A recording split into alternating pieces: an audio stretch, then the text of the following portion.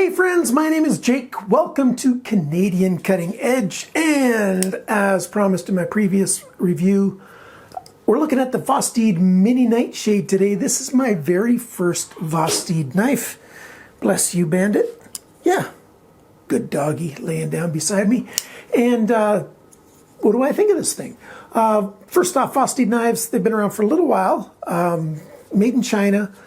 It's, well, I'm not going to tell you what I think of it quite yet. You got to keep watching for that.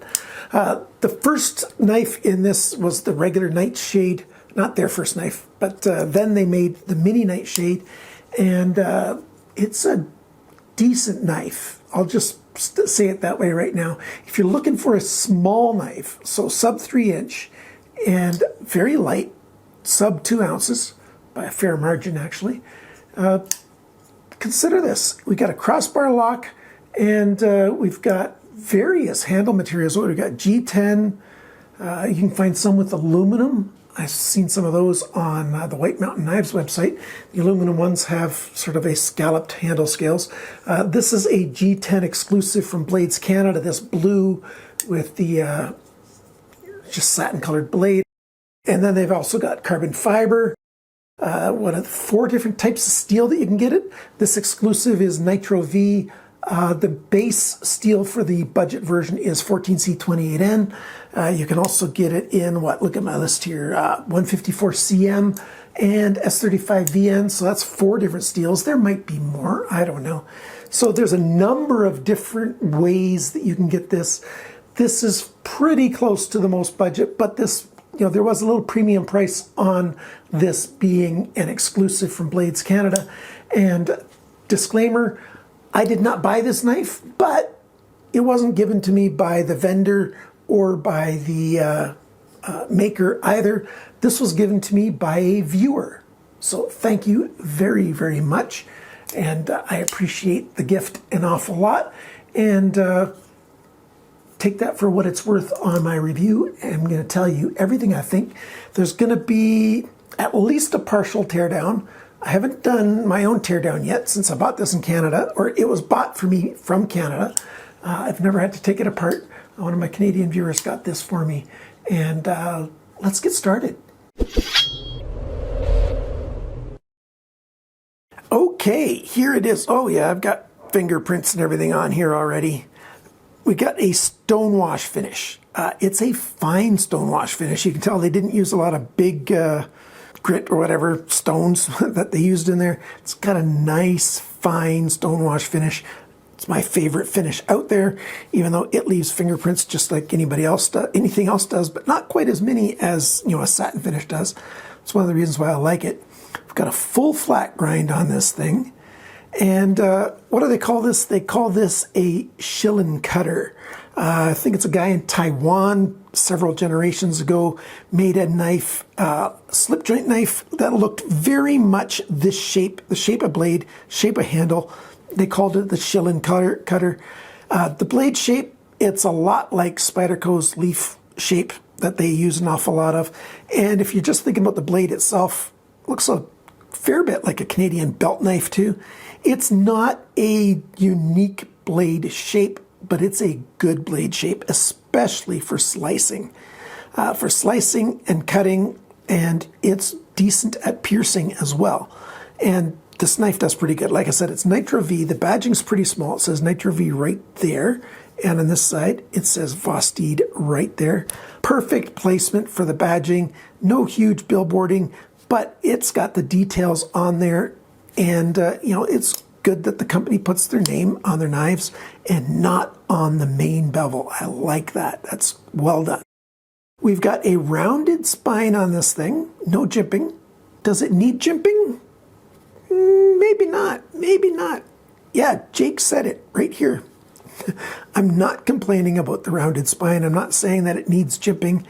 Would I welcome jimping? A really fine jimping on there. I've seen some knives with a rounded spine and just some fine jimping along the top of that rounded edge. And, well, just usually over here, but, I do like that. But I don't miss the jimping like I thought I might. It's okay. We've got a distal taper on this thing, but it doesn't seem to start until about halfway. and then it starts coming down to the tip. Decent. Sharpening from the factory, not as good as I'd hoped, but it's not terrible.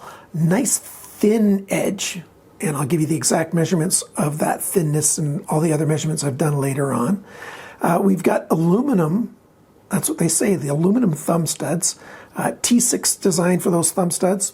I've not tried to take them apart. And we've got handle scales right here.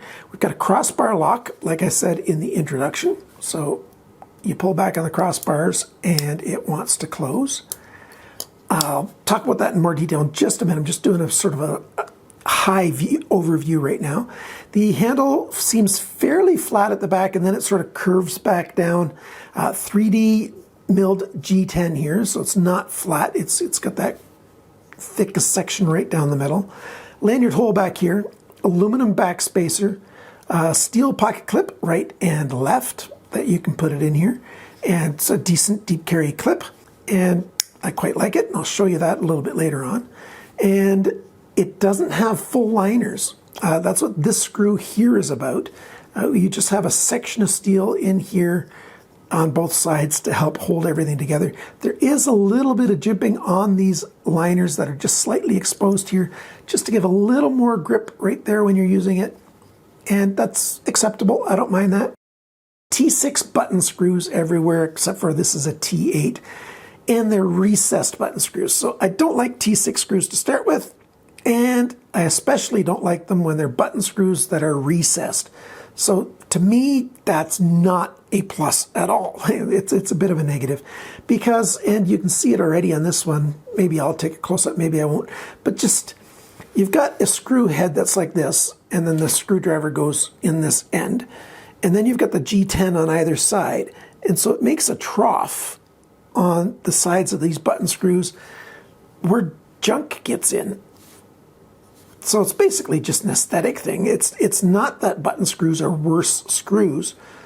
They can be, but they're not inherently worse screws than flathead screws. I just don't like that. So there's that.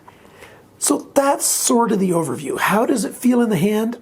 For a guy who's got, my hands are just barely extra large, and I still get a decent grip on this. I don't mind. I think all my fingers are engaged. Everything's, contributing to the grip, even my pinky finger.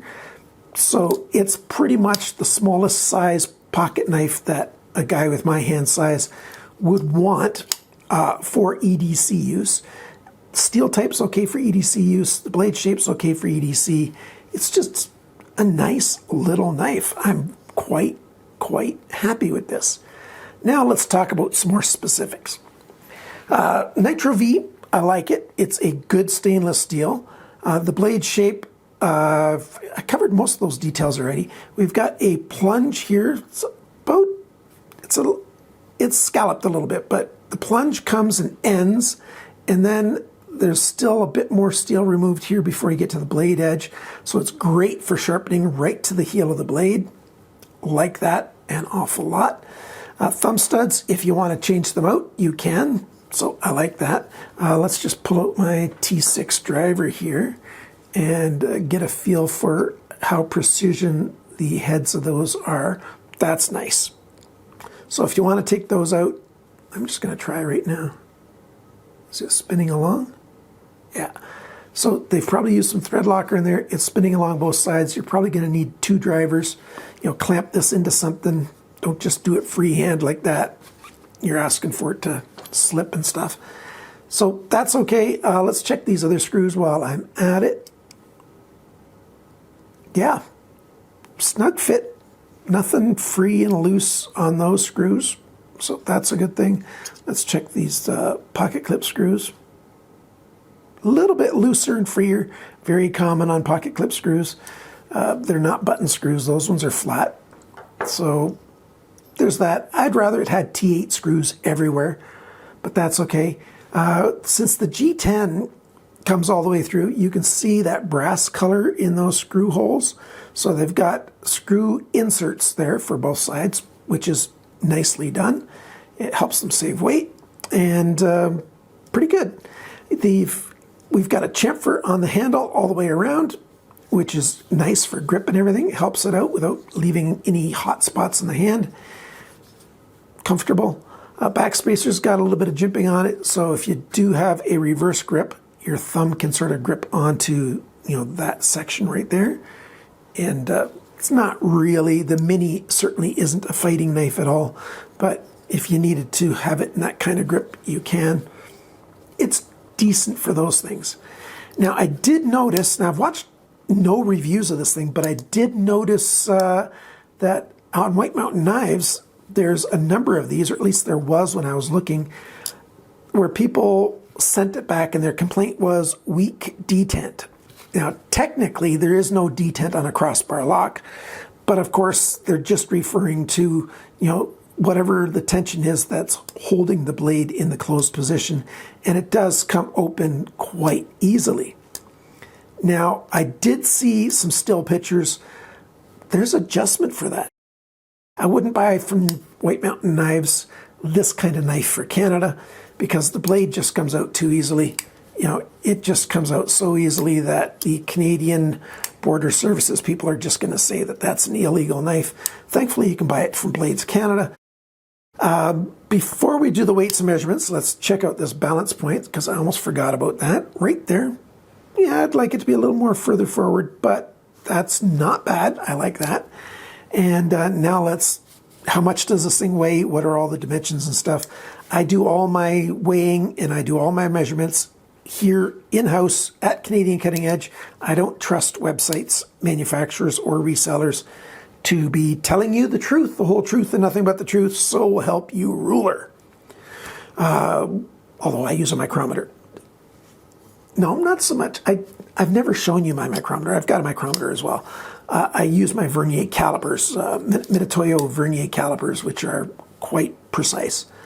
But I'm babbling again, aren't I? Weight. The weight of this knife. I got 50 grams on my scale. Now, my scale's not accurate to the 10th of a gram. So it said 50 grams, 1.76 ounces. Pretty good. The factory sharpness, I've got a best sharpness tester. If you don't know anything about those, I'll link the video right up here right now so you can go and check that out if you want to know about sharpness testing. 245 bests on my test, which is not very good. It's not terrible. It's just not very good. Now, Nitro V can be sharpened very well, and I can sharpen this thing really well as well. I do like that we got these flat edges right here by the thumb stud, so I could hold it well in my guided sharpening system to take measurements on the grind angles, and I'll tell you those in a minute. But the rest of the measurements, the cutting edge length, 62.2 millimeters, 2.45 inches, plenty. Blade length, tip to the closest spot on the G10, 66.9 millimeters, 2.63 inches, so well within 3-inch laws, no issues there whatsoever. The blade thickness, 2.48 millimeters, just under 1/10 of an inch, 0.0975 of an inch. So fairly thin and light blade, which again, I don't mind for this type of knife. The blade depth, this measurement, the widest point, 27.7 millimeters, 1.09 inches. How thin is it? Measuring the main bevel just as it turns into the apex or sharpening bevel, 0.36 millimeters or 14/1000ths of an inch thin. And it's within half a thou from end to end. Quite well done. The grind angles, I didn't do the math yet. The average grind angle will be on the top of the screen right here. This side started at 23.5 degrees, ended at 22.7. This side here started at 18.8 degrees, went to 17.6 degrees, fairly consistently along there. So the average grind angle is right around 18 degrees on this side. If I was sharpening this, I'd do 18 degrees per side all day long. That's just fine for this knife. The handle now, the handle length measured this way, 94.7 millimeters, which is 3.73 inches. The grip area between my thumbs, it's just under 9 centimeters. It's about 3.5 inches. The thickness of the handle on the thickest part of the G10, not on any of the hardware, 10.55 millimeters, 0.4155 of an inch. Nicely done. The handle depth, so within the grip area, back here, well, that's actually the widest point right up there, but that's just off the grip area. Well, I guess it might be in, but this measurement here in the handle Eric grip, 22.4 millimeters, 0.882 of an inch. And when the knife is closed, the widest point in your pocket, 30.8 millimeters, 1.21 inches. And the total length of this thing, I didn't convert it, 162 millimeters. In inches, that is on the screen. And there you go, that's the measurements of this thing. Price of this thing, most stores have these for $59. You can even buy it directly from Vosteed. White Mountain Knives has it for $59 and up. So depending on the variations you get, of course, higher end steels are going to cost more. The main price is for the 14C28N though, not for the Nitro V. And 10% off at White Mountain Knives with the coupon code CCE saves you almost $6, $53.10 for one of the G10 versions. Again, this was an exclusive at Blades Canada. And in Canada, this was $94.99 Canadian. The cheaper ones with the 14C28N, they're $79.99 Canadian. So very close to at par with the current exchange rate as White Mountain Knives or other stores' prices are. So like I said, yeah, don't bother trying to get one of these from outside of Canada. Just go to Blades Canada and get it there. I've got no affiliation with Blades Canada. And the only affiliation I have with White Mountain Knives is Justin gives me a discount on these knives. And you get the 10% off. I don't get anything if you use my coupon code, but you do. So go for it on everything you buy from them. Now it's time for me to take this thing apart. So let's do that. And I'll just fast forward this section.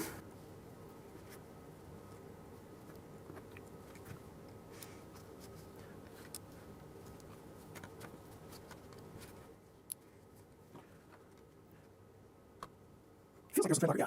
The coating on the screws, I feel like there's some thread locker on there. If I loosen on the screws. Does that just turn the wheel on? I think that's just turning it on for free. I don't know, looks like it's coming out on the other side. Yeah, came out on the other side. So I don't want to, okay, yeah, do it that way. There you go. Aha!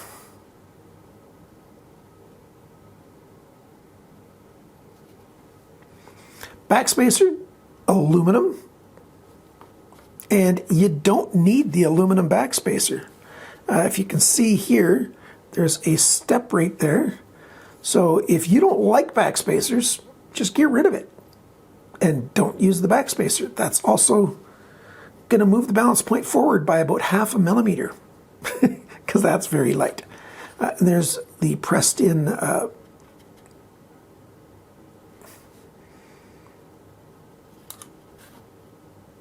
that's what the screws screw into. Inserts. Why can't I think of the word insert? Now, on the picture that I saw of this, maybe it was from the full-size Nightshade. So maybe of course, I dropped a screw. I'm going to go look for that right now before I forget. Okay, so I got the screw. I was going to say, remember I was saying before about the weak detent ones? I saw they had a whole series of holes along here for the springs to go into, and that might just be, come on out, there you go. That might just be for the full-size Nightshade and not the Mini. We just got the one hole there. But I did do a video a long time ago about how you can do adjustments on these springs. It's just not for the faint of heart because you can break these springs easily and then you're hooped. But you could make the spring tension a little bit firmer on this. And if you had some very tiny drills, you might be able to drill another hole a little bit closer, a little bit closer to the lock bar. And that would increase the tension of the spring as well if you didn't want to try bending this. But most people don't want to do those kinds of changes on their own, and I don't blame them one bit. So I'm going to put this back in there. Oop. Maybe off camera, I don't know.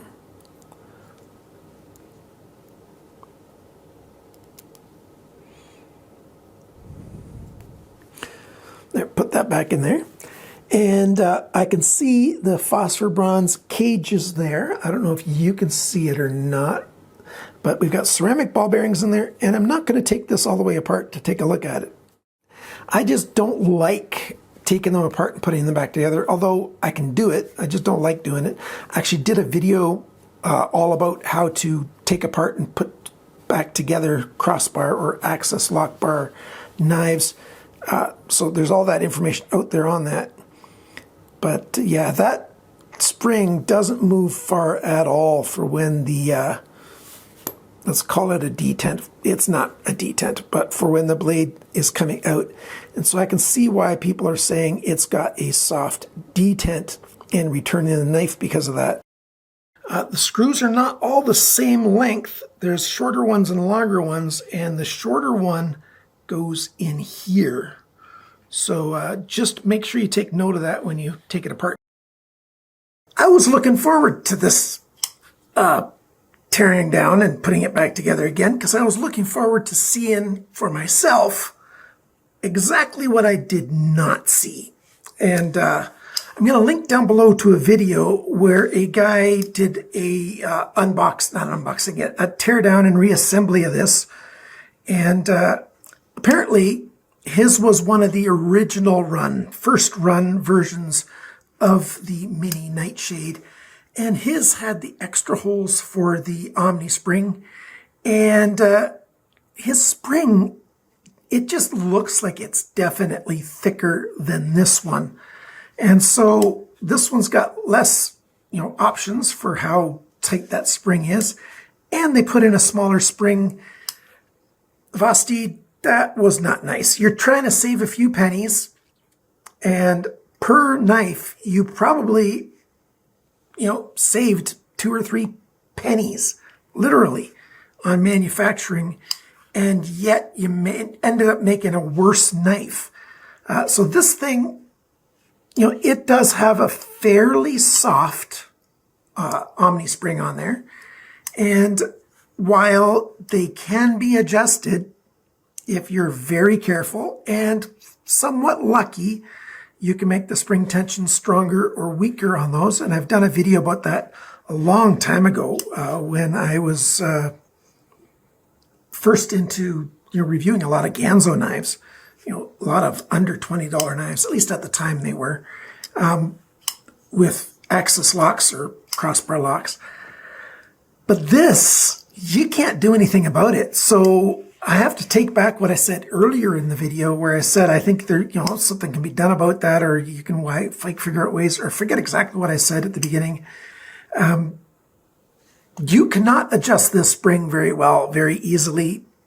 Maybe you can get away with it a little bit. So if you don't like soft springs, like you don't like that it opens up a little bit easy, don't buy this, because you just shouldn't buy it.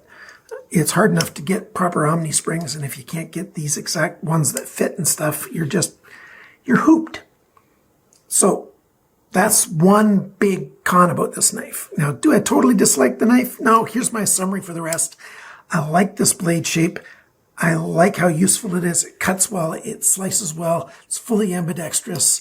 It's a good size, fits in my hand, even though my hand is slightly bigger than average.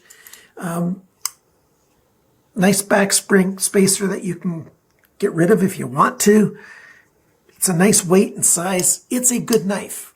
Just don't buy this knife if you don't like a weak Omni spring, because these are thin and light, and I don't know if you can get another spring to fit in there from another knife. And I don't like the T6 screws. I mentioned that before, but overall, it's a decent knife at a fair price. So if that's what you like, then that's what you get. Thank you to my supporters, those who fund me through Patreon or YouTube memberships. You can click join down below or go to patreon.com/CCE to support the channel. I appreciate the help that you give me, even though it costs you very, very little, $2 to $3 a month. Remember, friends, always cut towards your chum, not your thumb.